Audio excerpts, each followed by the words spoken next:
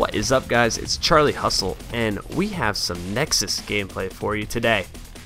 If this game's looking unfamiliar to you, it's probably for a good reason. This is actually an Xbox Live Arcade release that came out, I think, last week or so. And, you know, I'm not usually one to peruse Xbox Live Arcade on a regular basis, but this game got a lot of attention out there in the gaming community. Namely Machinima doing a whole live stream production for this game.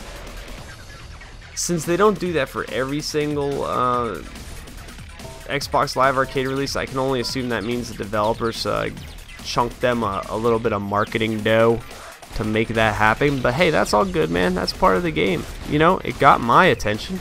Well, they didn't get my $10, but they got me to try the demo, so I guess they got something out of me. So kudos to you, good sirs, on that move. There's also been a bunch of videos out there, a lot of different opinions about this game. Pretty interesting. So I decided that I'd make a video and let you know what I think of it, just because that's what I like to do. This game has been called the savior of competitive gaming, competitive first-person shooters. And, you know, I get where people are going with this idea. I get it, but that doesn't make it right. They really want it to be that, and they want it to be that because the scenario makes sense. You see, the Xbox Live Arcade gives developers an opportunity to release a game on a much smaller scale than they would, you know, releasing it to every GameStop and Best Buy and all that, and big marketing campaigns like they do for all these AAA titles. This gives them the opportunity to put something out, you know, maybe a message on the Xbox Live dashboard, and boom, they're done. From there, it's word of mouth. And that opportunity allows them to go after smaller niche markets. A game like a Call of Duty or a Halo or something of that nature needs to go not after a niche market. It needs to go after the market. It needs to go into everyone's household in order to beat last year's records. As a matter of fact, Call of Duty is getting to the point where they need everyone to buy 2 copies in order to beat last year's record. And hence we have Call of Duty Elite. So that's where we're getting. Now the next thing they're probably going to have to do is figure out a way to make us buy 3 copies of their game each year. We'll see what interesting ploy they get there. But this game allows a developer to say, hey, you know what? Let's go out and let's sell 30,000 copies. We'll make our money back. No big deal. We'll turn a little bit of profit. That's all we need. So it gives them an opportunity to go after smaller markets. And believe you me, competitive gaming is a small market in the first-person shooter realm. What are we talking about? Like 30,000 concurrent views out there at one time. So maybe you're talking about maybe like 60,000 people buying a game. That's not a lot, guys. That's not a lot at all. So it probably, for someone to make a straight out of the box competitive shooter, it's gonna take something like this. Unfortunately, this game, it's just not it, in my opinions. There's a bunch of things wrong with it. To me, this game seems like developers doing the good old, look at me, look at me, look how crazy and interesting I can make this environment.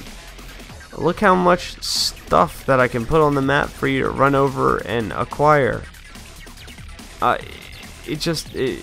A little bit of discretion would have went a whole long way, I think, in the art department and many other departments in this game's development. The main thing that really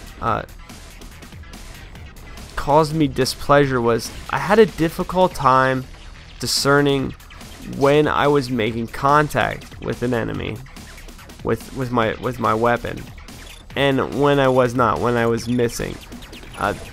It appears now that as I'm watching the footage play by in front of me that something weird was going on with the reticle. I'm not exactly sure but that's kind of difficult to pick up in the game, especially with all this busy stuff going on around you. I would have liked to hear something audible, much like they do in Call of Duty or in Halo or even in Gears of War. There's an audible sound to bullets finding flesh or armor that lets you know when you're on target. And also, for that matter, the hit markers, the X's in Call of Duty, they're pretty good about that too. But mainly for me, I don't always see the hit markers, but I hear the audible sounds. That's the trigger.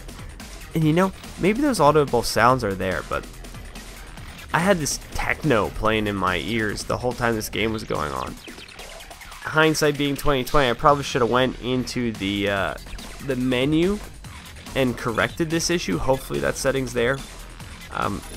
Unfortunately, I just wasn't that on top of my game on this day, so I just dealt with this pounding techno. And that brings me to another issue. The way the movement feels in this game, it almost feels like you're piloting a hovercraft. It doesn't feel like you're running, and I think you guys can see that as the gameplay goes on, how smooth you are in moving over the terrain. And maybe that's the way aliens run. I don't know. I haven't talked to very many aliens recently. I haven't watched them run. I haven't ridden piggyback, but maybe they just run that smooth. I don't know. But it wasn't a good feeling for me in the game. It just made it was like being on rollerblades on a rink of Crisco with oil pants on. I don't know. It was just very, very slick. Think of something very slick, and that's what it felt like playing this game. So what do we got? We got the guns that's difficult to tell hit registration. We've got the oily floor, and then we've got just the general set design and music thing going on there. So all in all, I don't think it's our competitive savior, and I don't predict this game lasting very long. But by all means, feel free to check it out and let me know your opinion on this. There's a free demo, which is actually what I'm playing here. So in the free demo, you can play the multiplayer, but it's only one playlist, and it won't save your stats. Pretty cool, actually. So it gives you a good opportunity to really test the game out and figure out if you like it or not. I really doubt that this game's gonna get opened up ever again, although I think this starts a really nice little kill feed I get here. Whatever this Gatling gun type of thing I'm using here was probably by far my favorite gun in the game that I found. I know I got hit by some rockets one time. They look pretty badass, but I couldn't find them. Again, it's kind of difficult to tell what's part of the environment and what's something to be picked up. But this gun's pretty good here. I don't know what those shields did either. I figured that they were good to be being picked up, but I'm not really sure. And I don't know if I mentioned this, but this is actually my very first gameplay. There was not one before this. This was the first time I opened up the game.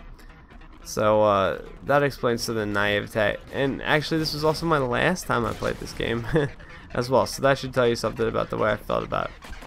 See, and even there, even getting shot. Was I getting shot in the back there? I'm not sure. I certainly didn't realize that in game, but it looked almost like that when I was watching again here with you guys. Another thing I just noticed, what in the world is that stuff doing down in the bottom right hand corner of the screen? Is that something I'm supposed to be using? Is that like a D-pad? Are they like kill streaks?